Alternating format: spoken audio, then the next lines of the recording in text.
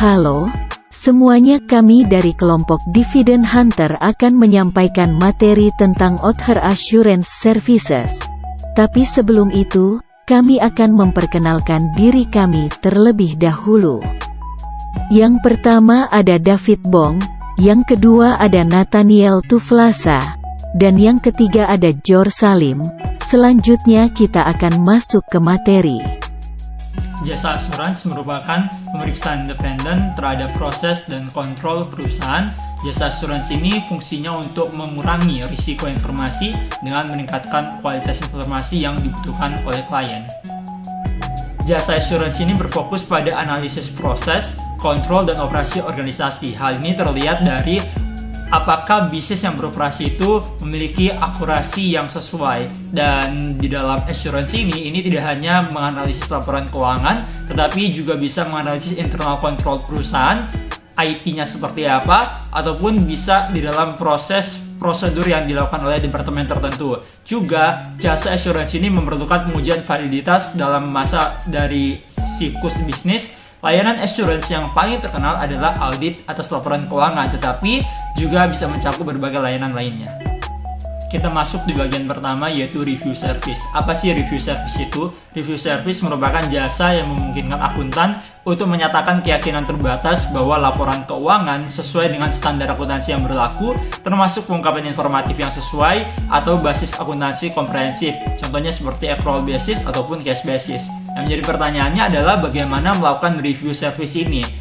Di dalam melakukan review service ini ada beberapa hal yang perlu diperhatikan. Prosedurnya adalah yang pertama, itu dapatkan kesepakatan dengan klien. Artinya harus ada perjanjian terlebih dahulu antara auditor dengan klien terhadap batasan-batasan di dalam assurance yang dilakukan ini, di dalam jasa yang dikerjakan ini. Yang kedua adalah dapatkan pengetahuan tentang prinsip dan praktik akuntansi industri klien. Artinya auditor harus mengerti bisnis model dari bisnis yang akan ia audit. Ia harus mengerti cara kerjanya seperti apa, cara menghasilkan uangnya seperti apa, prosesnya bagaimana. Itu auditor harus mengerti secara keseluruhan sebelum ia melakukan jasa asuransi ini.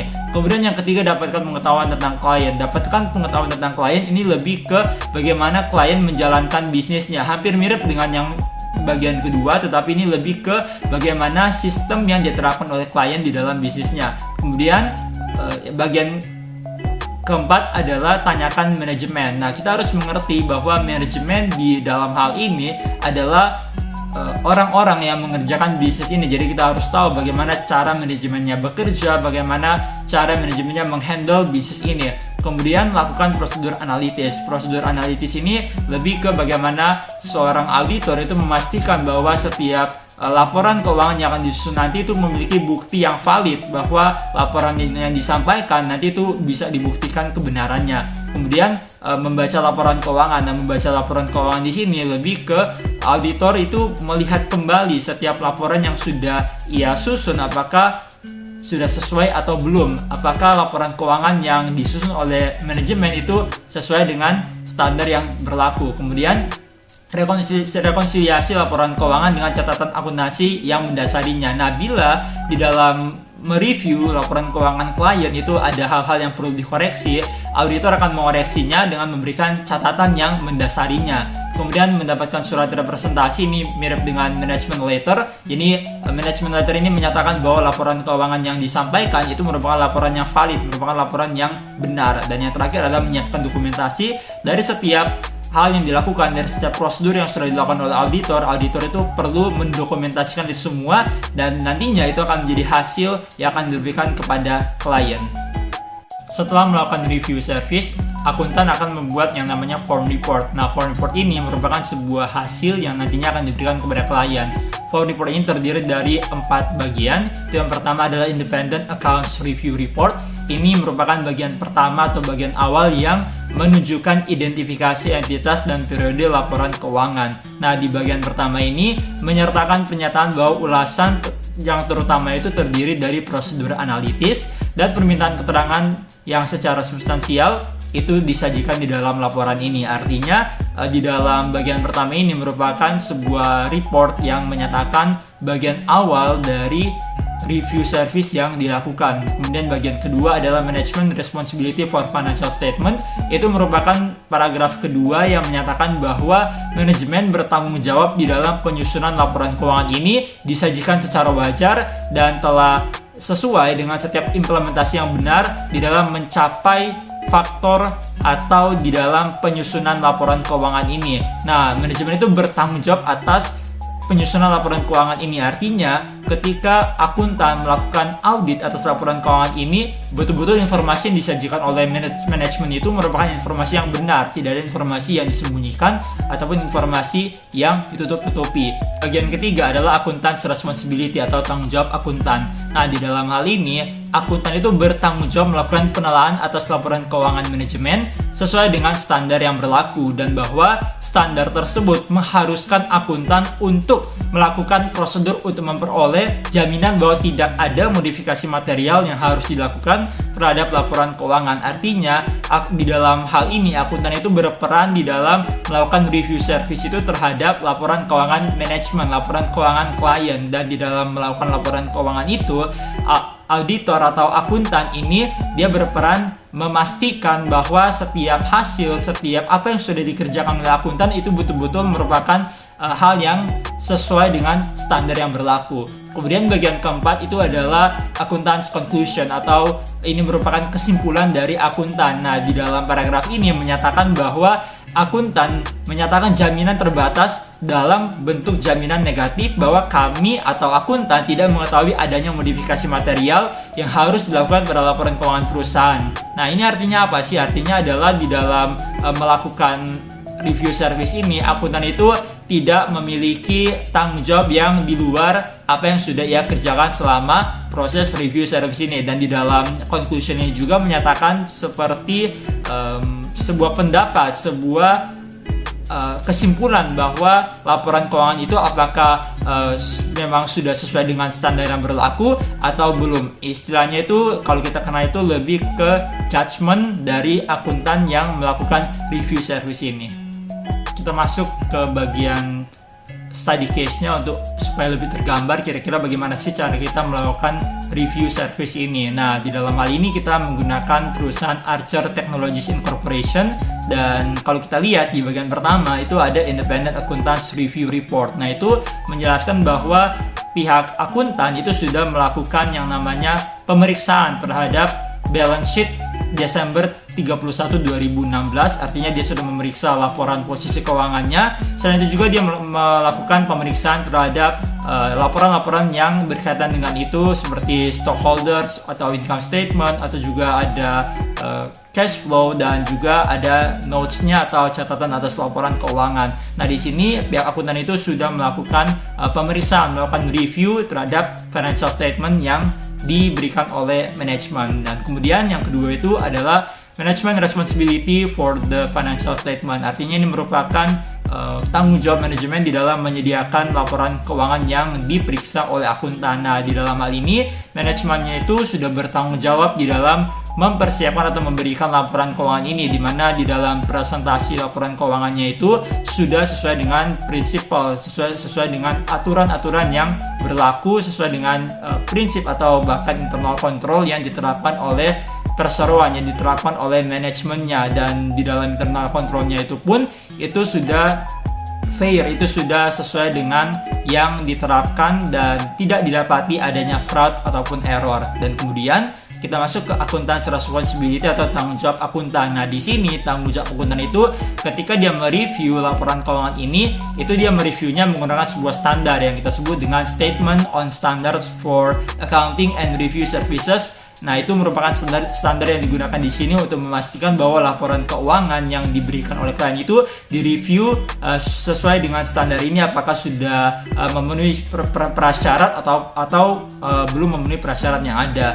Nah, di dalam hal ini mereka percaya, atau di dalam kasus ini akuntan itu percaya bahwa dengan setiap pemeriksaan yang sudah ia lakukan, ternyata hasilnya itu reasonable, artinya bisa diterima, artinya laporan keuangan yang disediakan oleh manajemen yang saat ini direview oleh akuntan itu sudah sesuai dengan standar yang berlaku. Dan kemudian yang terakhir itu adalah accountant's conclusion atau kesimpulan dari akuntan. Nah, di sini ditekankan kembali bahwa akuntan itu tidak bertanggung jawab di luar masa yang mereview laporan keuangan itu. Jadi bila terjadi adanya perbedaan yang bersifat material, itu sudah bukan merupakan tanggung jawab dari akuntan, karena yang tadi akuntan itu dia melakukan review service ini hanya pada jangka waktu yang ditetapkan sesuai dengan perjanjian dengan klien di awal. Berikutnya ada compilation service. Jadi compilation service itu hanya membuat atau menyediakan laporan keuangan. Jadi laporan keuangan yang dibuat itu bisa dari pihak eksternal perusahaan, bukan dari pihak perusahaan itu sendiri. Jadi kalau di audit itu harus akuntan yang mempunyai sertifikat CPA atau dari pihak KAP yang mengaudit. Misalnya laporan keuangan yang dibuat oleh kantor konsultan, yang mengaudit itu kantor akuntan publik. Nah, jadi ada hal-hal yang perlu diketahui dalam memberikan jasa kompilasi. Kurang lebih sama yang diperlukan seperti pada bagian akuntan, pastinya memahami transaksi-transaksi apa saja yang ada. Terus memahami klien, bisnis seperti apa, tujuan klien ini melakukan kompilasi. Terus memahami perjanjian yang dibuat antara klien dan juga akuntan. Kemudian pengetahuan terhadap industri klien ini. Tentunya industri tersebut cocoknya dengan prinsip akuntansi yang seperti apa dan praktiknya industri itu seperti apa, begitu. Tentunya yang dilakukan saat kompilasi itu, yang pertama itu melakukan wawancara, terus membaca laporan keuangan, kemudian meminta manajemen mengumpulkan bukti-bukti transaksi, catatan atau dokumen yang mensupport pembuatan laporan keuangan itu. Terus apabila ada temuan-temuan dalam penyusunan laporan keuangan, yang ketika laporan keuangan yang telah jadi, terdapat temuan-temuan pasca laporan penyusunan keuangan yang mempengaruhi laporan keuangan tersebut, itu nantinya akan ada revisi yang disarankan oleh akuntan terhadap laporan keuangan. Nah, nanti itu tergantung dari perjanjiannya sampai mana, apakah dalam perjanjian laporan keuangannya itu masih menjadi tanggung jawab akuntan atau sudah lepas dari tanggung jawab akuntan. Nah, dalam bentuk laporan ini mendefinisikan 3 jenis laporan kompilasi. Penggunaan dari masing-masing jenis ini tergantung pada apakah manajemen memilih untuk memasukkan semua pengungkapan yang diharuskan dalam laporan keuangan dan apakah akuntan independen. Yang pertama itu ada kompilasi pengungkapan penuh, yang kedua ada kompilasi yang menghilangkan hampir semua pengungkapan, yang ketiga ada kompilasi independensi. Selanjutnya kita masuk ke preparation service. Dalam preparation service engagement, CPA dilibatkan oleh klien untuk mempersiapkan atau membantu dalam mempersiapkan laporan keuangan, tetapi CPA tidak memberikan jaminan apapun atas laporan keuangan atau menerbitkan laporan, bahkan jika laporan keuangan diharapkan akan digunakan oleh atau diberikan kepada pihak ketiga. Tanggung jawab CPA saat melakukan preparation service itu serupa dengan yang dilakukan dalam compilation.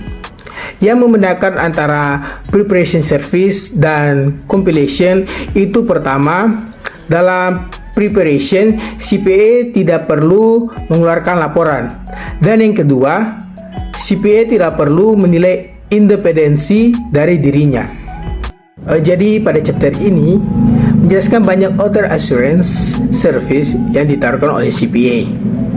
Jenis layanan yang ditawarkan terus tumbuh dan berkembang seiring dengan tuntutan masyarakat akan jaminan terhadap jenis informasi yang baru dan berbeda. Tergantung pada sifat jasa, panduan untuk melaksanakan jasa pada berasal dari standar auditing, standar jasa akuntansi dan review, atau standar atestasi. Dan terakhir, kita masuk pada tabel kategori utama penugasan jasa asuransi lainnya.